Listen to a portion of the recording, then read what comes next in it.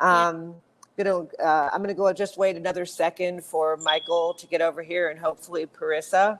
But in the meantime, let me go ahead and assume that I'm on, even though it's a little awkward, and go ahead and give you a little bit of background on who I am and why I'm here. So I'm Mara Gordon. I've been working with cannabinoid-based medicine and science and research now for well over a decade, and first started treating or helping to provide guidance in medicine for pediatric cancer patients in particular back in early 2011. Since that time, have guided thousands of families through the process of treating their loved ones and themselves with cannabis, and have trained a multitude of doctors and nurses as well in how to treat their patients. Because I do truly believe that until cannabis is something that doctors on a regular basis feel comfortable treating their patients with, or just adding to the toolbox of medications that they use when they make treatment recommendations, we will not get rid of the stigma. It has to come from the doctor's acceptance of it and them demanding it for their patients, in addition to patients demanding it like we do through ASA against or towards our government officials in order to make legal inroads with cannabis as serious medicine.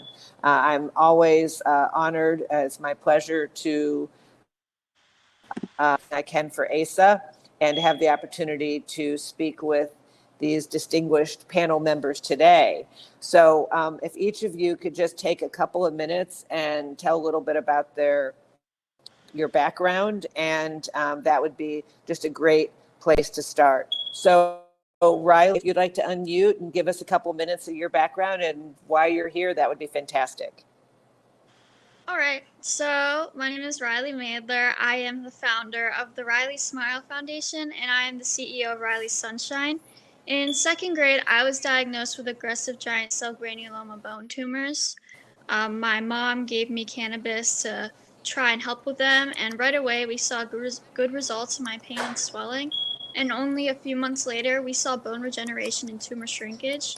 And after one of my procedures, when I had my tumor, I started having seizures, and so cannabis helped with that as well. I've been in remission from my bone tumors for 6 years just using cannabis. And after I left the hospital in second grade, I started the Rylie Smile Foundation to advocate, educate, and support research with toxic therapies. Through my foundation, I was able to pass Riley's Law, which made medical cannabis legal for children in my state, which is Delaware. After that, I have passed a few more laws like SB 181 to make it legal for kids to take their medicine on school grounds, cannabis. And my foundation put through an autism petition to add autism to our state's qualifying conditions. After that, we have passed compassionate care, which gives doctors the ability to recommend cannabis for any condition they feel would benefit from it. Rylie Sunshine was started to provide like safe, tested oils to families in need. Because as a patient, I have gotten a lot of medicines with harmful chemicals and different like alcohol and stuff, and that could just harm the patient. And sometimes and to make sure that families get medicine that will actually like be safe for their child.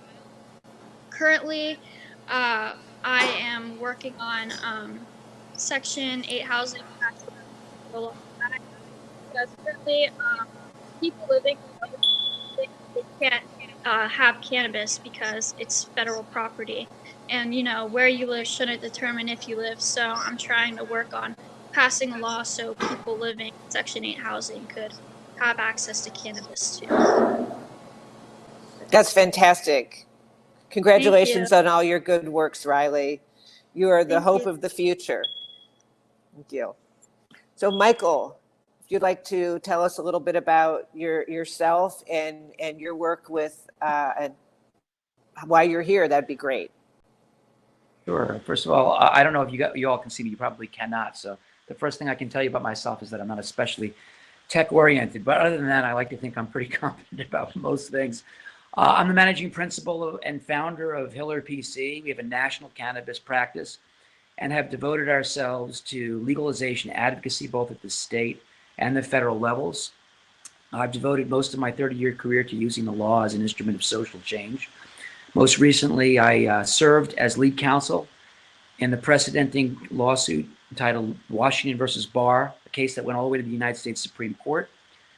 While before the U.S. Supreme Court, we garnered the support of 19 national and international organizations, plus 7 members of Congress and a presidential candidate in the form of amicus briefs to advocate in support of legalization nationwide and to deschedule cannabis from the Controlled Substances Act. In the lawsuit itself, and one of the reasons why I'm part of this panel is I was representing, among others, 2 children, 2 relatively well-known children, Alexis Portell and Jagger Cott, both of whom require cannabis, medical cannabis, to live. I'm proud to say that in connection with our advocacy, we've made some major strides in terms of pushing the needle forward on the national dialogue for legalization of cannabis. And I am hopeful that panels like this will continue to raise important issues to make sure that people, especially children, have access to medical cannabis when they need it. And I'm so thrilled to be a part of this panel, and particularly you, Rylie. You're such an inspirational story and such an inspirational leader in this space. And I'm glad to be part of this. Excellent. It looks like, unfortunately, it looks like Parisa has not been able to jump on here. So if she does later on, I will go ahead and at that time. So, Michael, if I could start with you, what was your relationship with cannabis before you got started representing clients who had issues that were related to? So Mari, you dropped out, at least on my feed. I don't know if I'm sorry. I'm sitting, for anybody that wants to know, I'm sitting in a little internet cafe / bodega in Catavenia, Baja California, Mexico, using their internet. So I apologize if it's a little bit sketchy. There isn't a lot of internet down here. So I was asking, before you started representing clients with cannabis, what was your relationship with the plant? Had you used it? Were you a regular user of it, or? Well, a dog just came over to say hi. Sorry. So I guess I should start by saying, before I became an attorney, I was a professional musician. So you can imagine that I definitely had some experience with cannabis. But the way I came to cannabis, ironically, wasn't through any use of cannabis myself. My law partner, Lauren Rudick, her mother was stricken with pancreatic cancer, and she had to travel to California and really relied heavily on cannabis with her mother, to help her transition to end-of-life care. And when Lauren returned from California, we talked about the prospect of beginning to represent members of the cannabis industry and patients in particular, to advocate on their behalves so that people who need medical cannabis can obtain access to it without regard to some of the legalization issues that have plagued the industry and really plagued Americans for generations. In addition, I have close friends who have been harassed by law enforcement through the pretext of cannabis criminalization. And it really creates major social justice issues, and really struck a chord with me as someone who has devoted his career to using the law as an instrument for positive social change, that I really wanted to use my law practice as a means by which to advance an agenda to achieve racial and social justice, while at the same time advocating on behalf of patients who really need cannabis to maintain their health and their lives. That's great. It seems like so many of us have come to this as a result of somebody we care about being a light bulb go off. How about you, Rylie? How old were you, first of all? What was your age when you first started using cannabis? When I first started using cannabis, I was 7 in second grade. I was given it for my bone tumors, and I didn't Right. even know that I was taking cannabis at the time. My mom, she just gave me this oil and she called it essential oils because, the hospital wasn't allowed to know that I was taking cannabis. And so, I just thought I didn't really care what I was taking. All I knew was that it was helping me, and so after I left the hospital, my mom told me what it was, and I had absolutely no idea why it was illegal because it's what got me out of the hospital. And so, that's how I, started working to pass Riley's Law after that. Right. And so I'm curious, Rylie, about your parents, about your Hmm. mom. Yeah. It was a very courageous thing for her to do, to say, you know what, I'm going to go against everything that the doctors are saying, and I'm going to give my child this. Um, Hmm. was this something that you would think, looking back and knowing your mom, that this is in her nature, or this was just a really outside of the box sort of thing for her? So this was outside of the box because, her family was like very, very religious, and her brother was a cop, and my dad works for the state. And so, like, it was like just like way far out, but they were willing to try anything to, help save me and, like, help me the best they could. And so they tried it, and thankfully it worked. Yeah, that's fantastic. And I imagine that once you knew what you were using and you were going back to school, obviously you had to, create all this legal framework and all that. But from a person to person perspective, what words have your teachers said? What have the school administrators said to you directly? What have your friends' parents? What have they said to their kids about it? So most of my teachers, they were pretty supportive. They didn't really say much, but there were a lot of my school friends, their parents, they would like tell their kids that I'm a bad influence and that they should stay away from me. I guess they saw me as some sort of drug dealer. I don't know. Although I'm taking this medicine because it's the reason I'm able to go to school, because of it, I don't have seizures every day and I don't have most of the bones in my face gone. So, yeah, I guess I don't know why they told their kids to stay away from me. They just did. Stigma. Yeah, it's all stigma. I mean, if you remember back, I don't know, you're too a little young for this, but there was back during the AIDS, true heyday, the AIDS epidemic back in the late '80s, early '90s. There was a little boy named Ryan White, and he had contracted HIV through a blood transfusion. He was a hemophiliac, if I recall, and he was kicked out of his school. The whole town ostracized the whole family. It was an awful, awful situation. And you had, I believe, Elton John and some other celebrities that picked up, and I think even Princess Di, on helping him. So, there are people out there. That was obviously a different situation, but the same thing. There's a Yeah. lot of celebrities that have been working to help to make cannabis accessible. People like Melissa Etheridge and things like that, for using it for their own cancers. Mhm. Um, and I'm very, very curious on starting a foundation and all that. What is your goal ultimately? Are you looking to be able to help people access medicine, or So, my try to? foundation's goal, basically, my goal is to educate everyone about cannabis. I don't want anyone thinking that it's something that kids can't take, or it's not. A lot of people don't even think of it as a medicine. They don't even know what it could do. Like, for some people, the full extent is they know that it can like help with pain, and that's it. And I've traveled to Hong Kong to speak, and the people there, like, it's never cannabis is never talked about there. I spoke at a business conference, and everyone there, they came up to me and they were like, "So, do you see circles when you take it, or does everything spin around, or like do things change color?" And I was like, "What?" And it's just cuz they don't know about it, and it's just seen as a drug there. And so I was really glad that I was able to educate the people there, and, change their mindsets on it so that they know that it is a medicine and it's not some drug that you use to get high.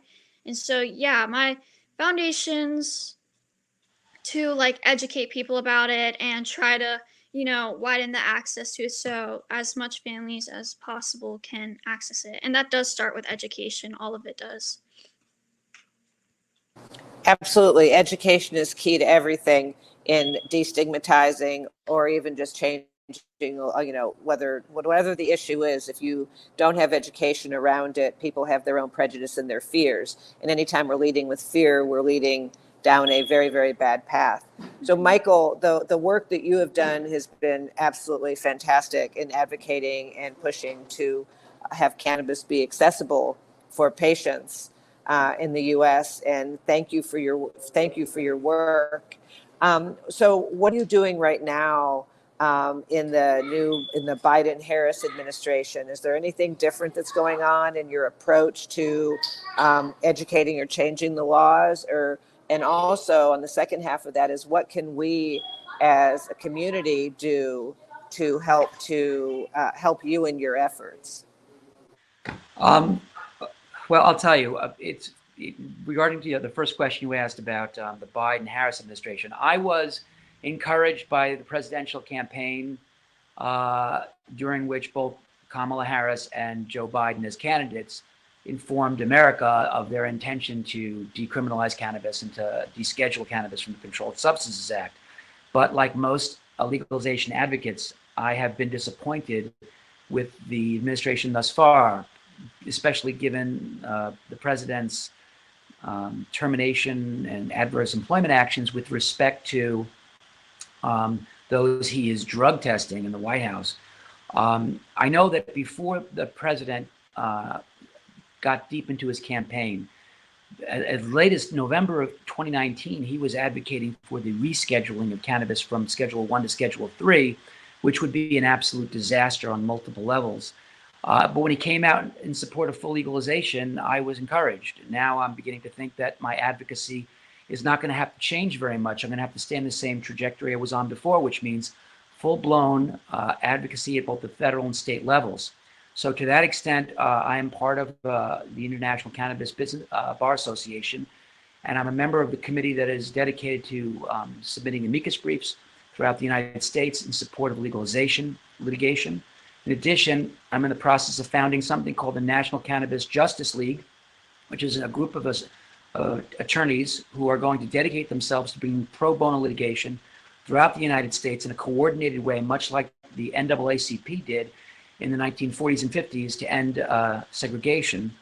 And insofar as what we'd like to be doing going forward, something actually that you and I briefly talked about, and I would like to get more deeply involved in, is to create an organization that identifies true believers among legislators, both at the state and federal level, and executives in the form of governors and presidents, who are dedicated to legalization, not just in words, but in actions.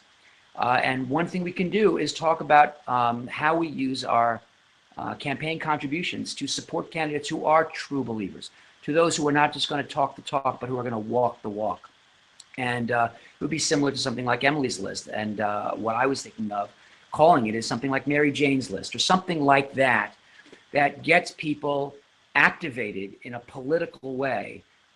So I'm sort of building on your idea, Mara. I don't mean to steal your thunder because I know you were the one who came up with most of this. But I really think that if we band together and then add a not just a political component, but a social component to really advocate to end not only prohibition legislatively, but also to end the stigma, to end the otherness of cannabis, I think we can really make major strides. Because I can tell you, as a kid, I was a sick kid when I was younger, and I mean that in a health way, not in sort of a behavioral way.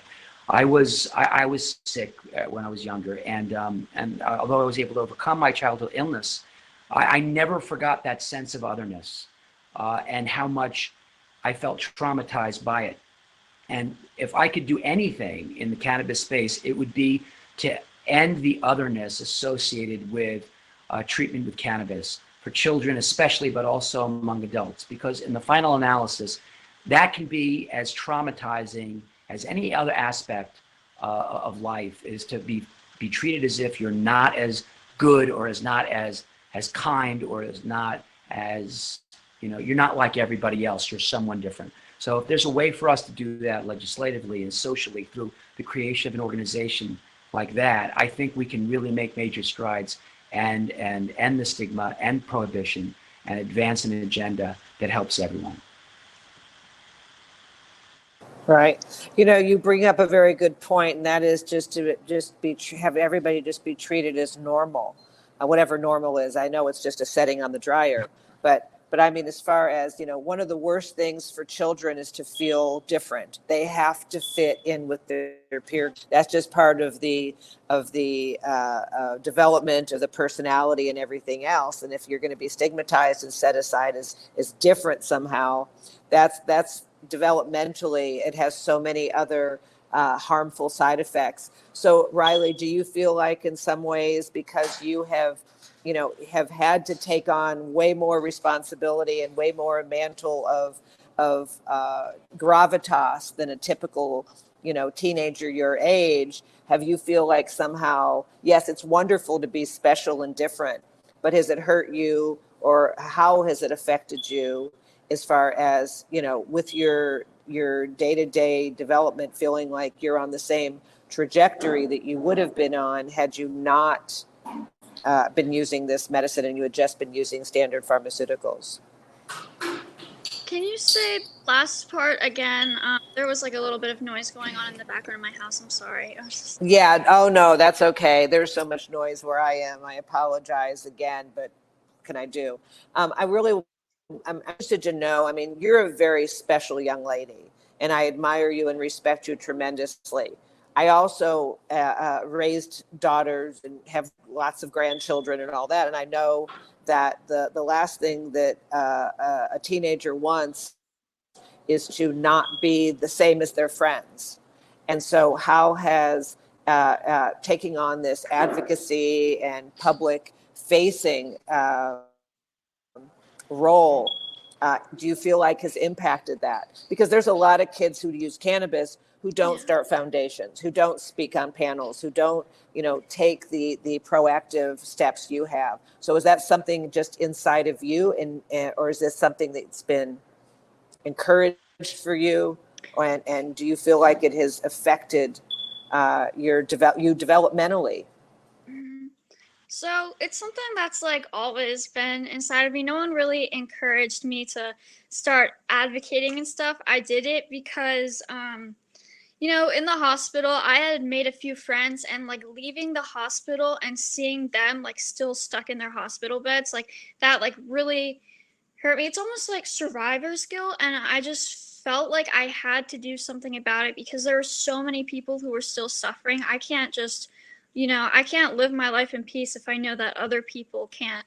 So, I started advocating, and my goal, my life mission, I guess, I've made it to um, make access for cannabis globally, or like anywhere really, because I want everyone to have access to a medicine that helps them the most.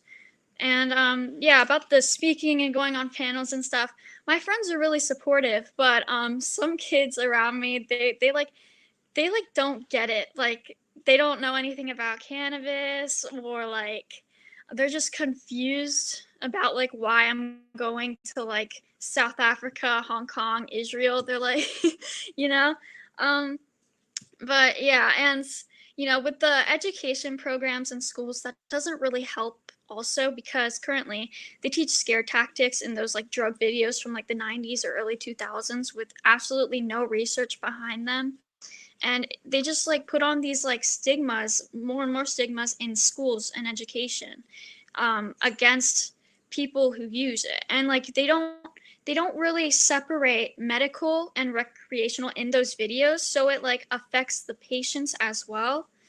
And so like you could see a drug video and it would say like, oh, cannabis makes you dumb and does this and that, and then like sometimes a kid would like turn around to look at me because they know I take it, and like it can cause a whole new bullying problem you know, and it's like almost enforced by the school because it's what the school is teaching. And like, you know, it might be hard for a kid to go to the school and say, oh, this kid is bullying me and calling me stupid, but like they're enforcing it, that school is. And so I feel like we should change the drug curriculums nationally, like across the US, because that's a big problem. Harm reduction instead of sorry, that's my mom's phone, instead of scare tactics. And yeah, I forgot what I was say. Um, yeah. That's a lot of information. Thank you, Rylie. At any point, did your family ever consider leaving and going to a different state that maybe had more lenient laws, or did you make the decision just to stay put and fight where you Yeah. were? So we made the decision to stay put, and you know, I didn't want to leave. I just wanted to change the law. You know, I shouldn't have to leave my home to take my medicine, you know? So just decided to change it, and I'm still here taking my medicine. It's all good. And we're all glad you are. We're so happy you Yeah. are.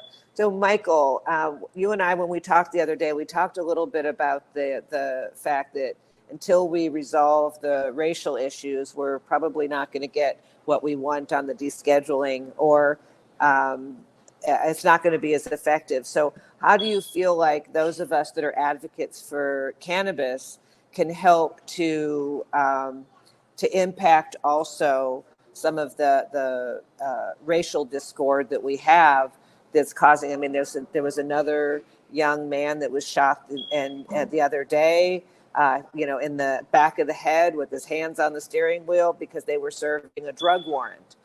So, the deschedulization of cannabis isn't going to solve that. Does it have to be all drugs that need to be descheduled, or how do you see that impacting to make some impact on the racial discord in this country? Well, I see I regard the issue of law enforcement and drug trafficking issues that are addressed that have become sort of the fodder for all of this. I see that all as a pretext. If you look back at the Controlled Substances Act and its enactment in 1970, and you dig underneath the text of the statute, and I've done that. I've interviewed members of the Nixon administration. I've listened to the Nixon tapes, his audio tapes and recordings from his conversations with John Ehrlichman, H.R. Haldeman. And what I found was that the purpose of enacting the Controlled Substances Act, and in particular, the scheduling of cannabis under Schedule 1, was to subjugate persons of color and to infiltrate opposition to the Vietnam War. And the reason, the connection between both persons of color and those opposing the Vietnam War, is that Nixon believed that both groups, those who opposed the Vietnam War and persons of color, tended to use cannabis. So he criminalized cannabis for the purpose of infiltrating meetings and using the so-called war on drugs as a means by which to attack his opposition. And we are living with that racist legacy today.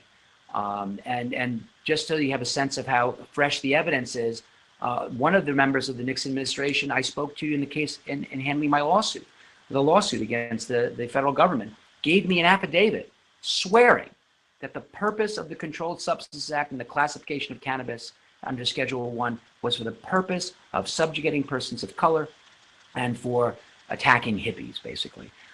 We have to get rid of it. We have to get rid of that entire construct. Now, that's not to suggest, by the way, that there are drugs that aren't harmful. There are some drugs that should continue, in my view, should continue to be criminalized. But cannabis is not among them. Cannabis, as everyone on this call I'm sure knows, has never killed anyone. Whereas, for example, alcohol, tobacco, and even Tylenol have resulted in deaths. So to me, what we need to do is really separate those substances which are truly dangerous. And I would put heroin, for example, in that category, and separate that particular drug and others like it from cannabis, which is not dangerous in my view, psilocybin, which is not dangerous in my view, and the other substances which really don't pose a hazard to people. If we can do that, we could really cut through a lot of the law enforcement issues and really break down the barriers that have prevented us from overcoming systemic racism, particularly in law enforcement. Great. Well, that's a discussion that you and I can have for another time. That's going to be, you know, a whole 2 or 3 hours long on that one, on the drugs and the Yes. legalization versus criminalization. Unfortunately, our time is up. We had some technical issues, so we were running a little bit behind. And I really want to thank both you, Rylie, and Michael, for joining me here. Unfortunately, Parisa never was able to get on. You know, short taste of it. And people who want to reach out to any of us, I'm sure they know how to reach you, either at LinkedIn or on your websites. So thank you all, and have a wonderful day.